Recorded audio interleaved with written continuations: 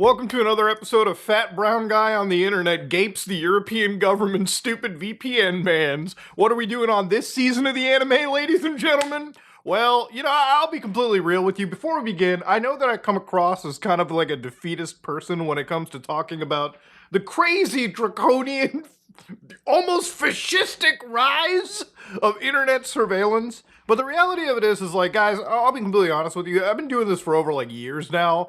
There's a right to be tired, okay? There's sometimes when you scream into the void and it feels like everyone around you just doesn't care. It really is a draining feeling. But there's no reason to not sit down and educate people, okay? Look, literally the other day I was telling you guys about all these like tech companies like Google sticking AI slop into your computer without even letting you consent.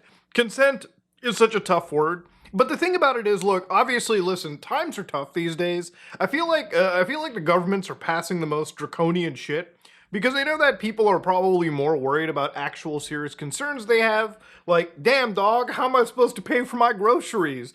Damn dog, how am I supposed to pay for my rent? You know, it's a sad state of affairs when people from my generation, when you ask them, you ever gonna buy a house? They're like, what are you, fucking high? What are you special? Where are you gonna get the money for buying a home? You know, it's crazy like the boomer generation, when they talk about, this is my starter house. Bro, that's like the final end game for people these days. So I understand why people are kind of tired. They're like, I don't really care about the mass surveillance mood. Who gives a shit?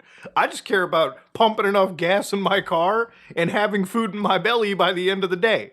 But that being said, I feel like it comes from a very privileged position, for me to like sit here and talk about this kind of stuff. So I do want to start off this video by saying thank you very much for, putting me in this situation. And also, if just to give you an understanding, I don't want people to sort of ignore a lot of these crazy things coming up because like I kind of always say, the internet's a very changing place. And again, if these things ultimately pass and become laws, the internet of 2030, the internet of 2040, and even beyond just becomes something that is very akin to the world of Deus Ex, to the cyberpunk future that nobody wants. But ladies and gentlemen, this is the virtual private networks and the protection of children online. So why are we talking about this? Well, I saw that the old government was talking about this shit on X. They basically want to push VPN, like age verification, basically VPN bans for minors, as sort of the next big step. So I want to read this together and debunk the government really quickly. So the rise of VPNs to bypass the verification. So a VPN is a digital technology designed to establish a secure and encrypted connection between the user and the internet. By hiding the internet's IP address and routing data through remote servers, VPNs can protect online communications from interception and surveillance. Initially designed for business purposes, they've evolved to tools for individuals, institutions, and organizations. So if you've been on YouTube in the last 10 years, any of your big YouTubers that you watch, whatever, have probably advertised a fucking VPN to you. I know that I have in several cases.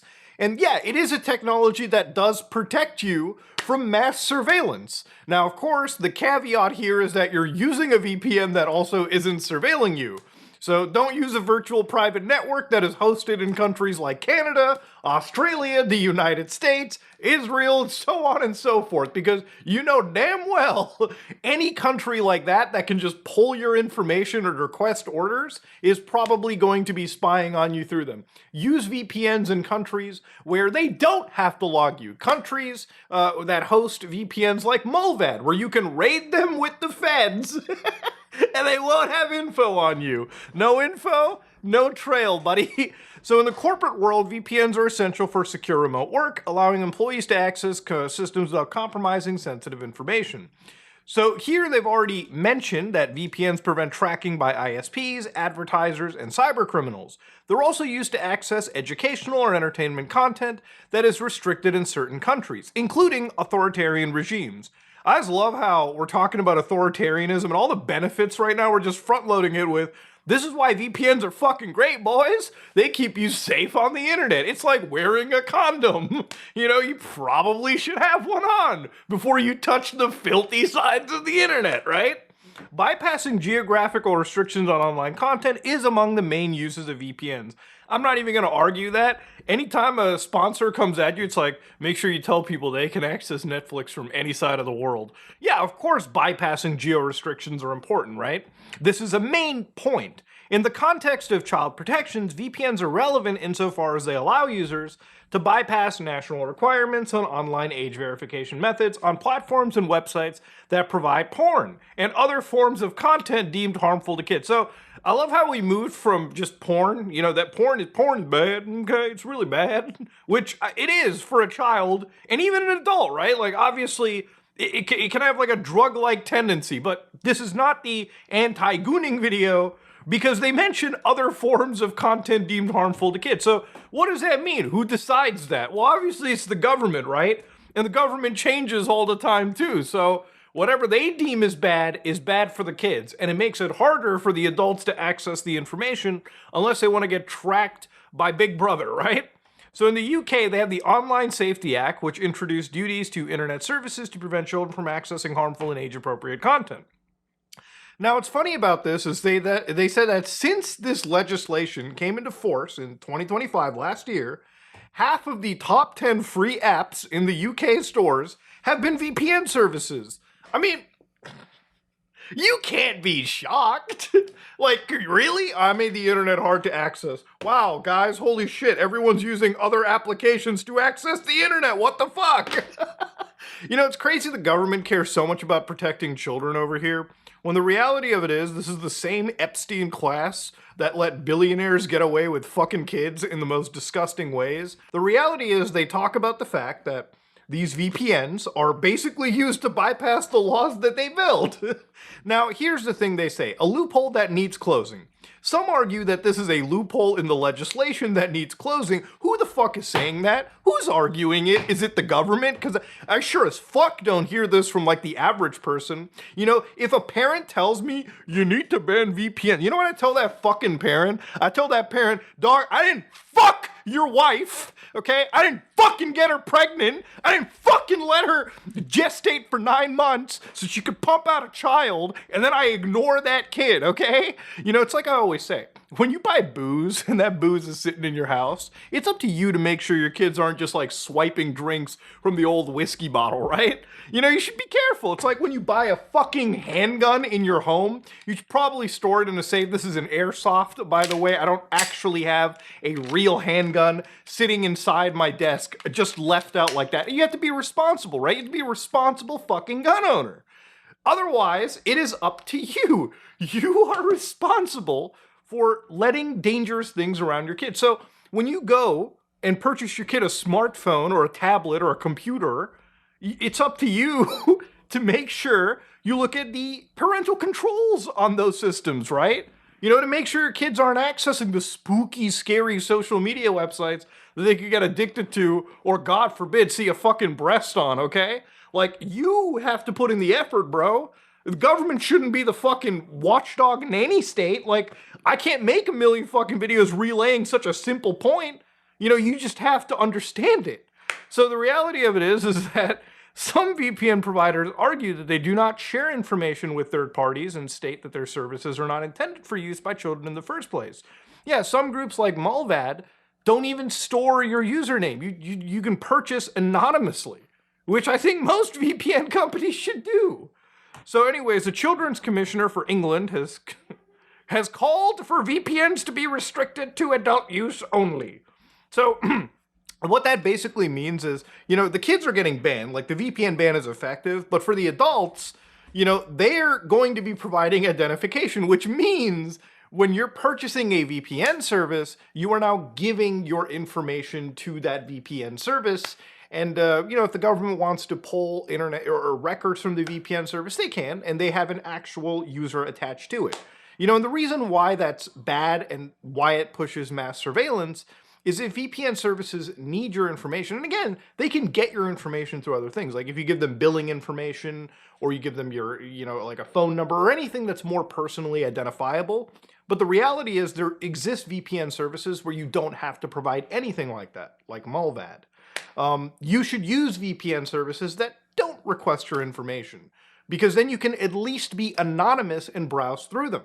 So while privacy advocates argue that imposing age verification would pose significant risk to anonymity and data protection, which it does, okay, child safety campaigners, basically fucking parents that do not give a shit about parenting their kids. I'm just gonna be real with you. Like, I'm not gonna fucking put the kid gloves on anymore. I'm just gonna say it like it fucking is. These people don't care about kids. You know, the politicians don't care about kids, and I'm sick and tired of being blackmailed into thinking that I don't care about kids because I can see through the bullshit that these people are pushing. Okay, so forget these negligent fucking parents, not child safety campaigners. Let's rename that to negligent parents claim that their widespread use by minors requires a regulatory response. You're the parent, okay? Pornhub and other large platforms have reportedly lost web traffic following the enforcement of verification rules. You know, some of them have actually just blocked access. Like, they were like, fuck it, we're not going to deal with it, block the access.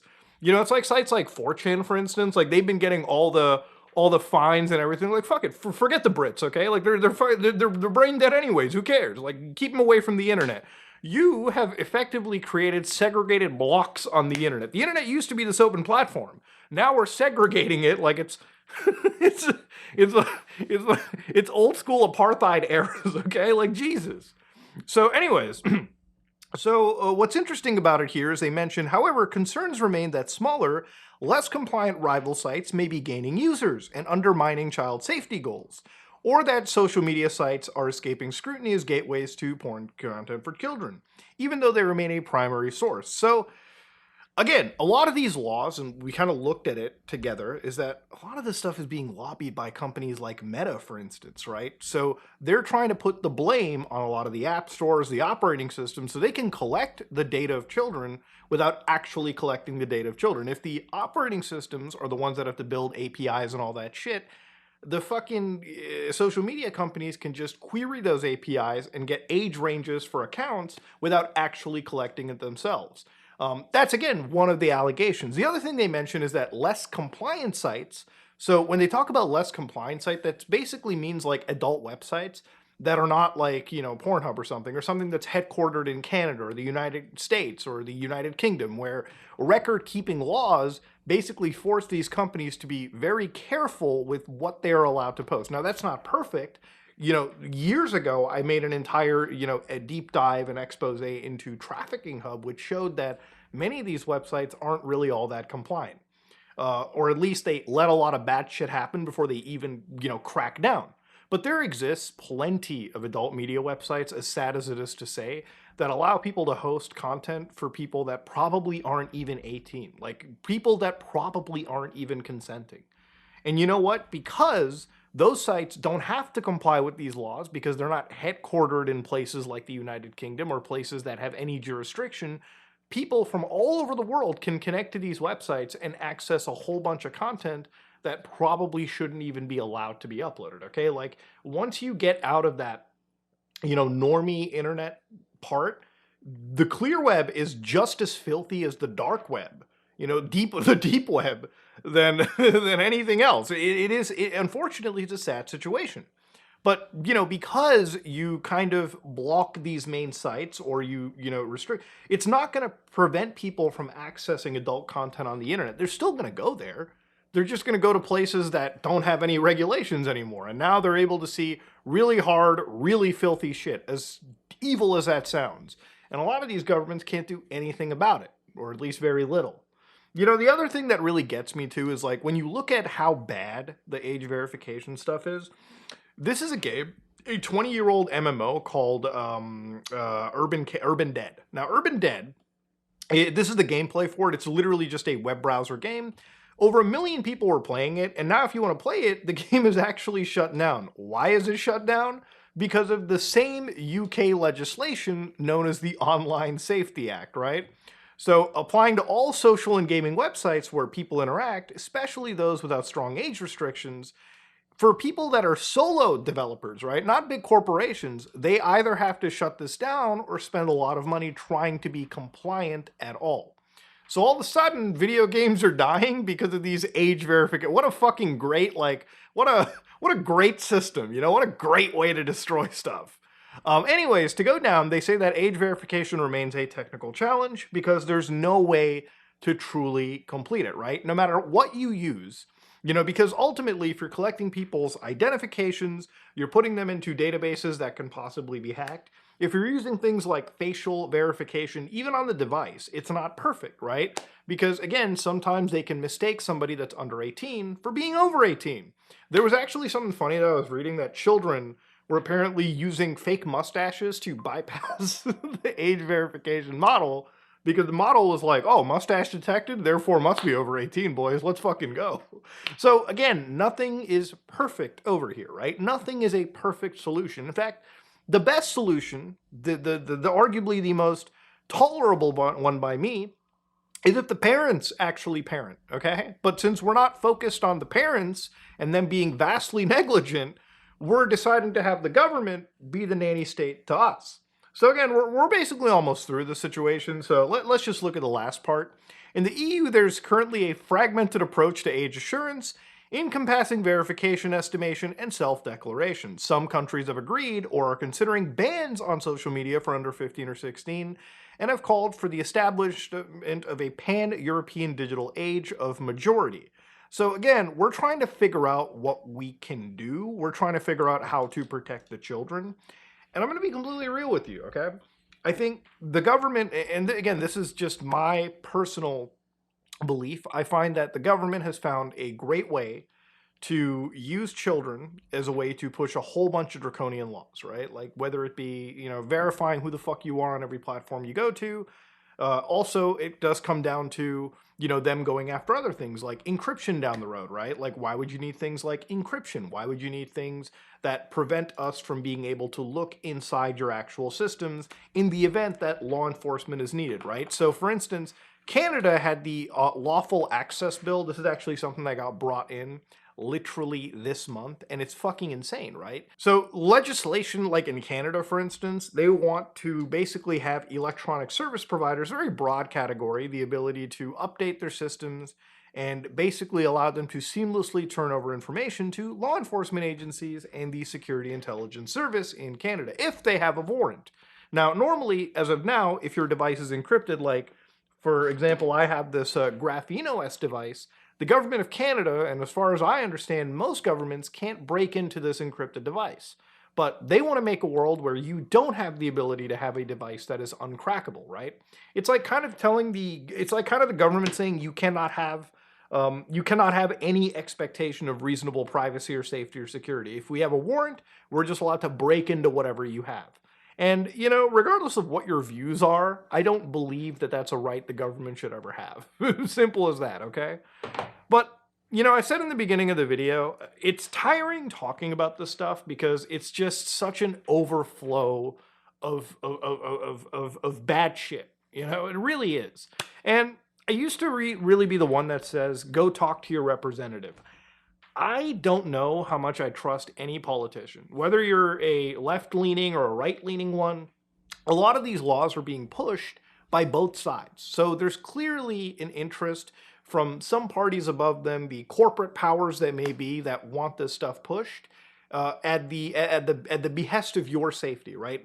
It's that fucked up. It's that wrong in every single capacity. And for me, I think the best way to counter this now is not just videos like the one that I'm making, because it's going to drive me insane if I keep yapping about the same stuff and nothing changes. If you want true change, you need to educate people the same way. And this means you share this video. I don't really care if you share this video. I care if you listen to what I have to say, you understood what I had to say, and then you can relay this to your mom and dad, you can relay this to your uncle or aunt, you can relay this to your children, you can relay this to your nieces and nephews. You need to be able to relay this to your friends and family in every single capacity, because that's really how you wake people up.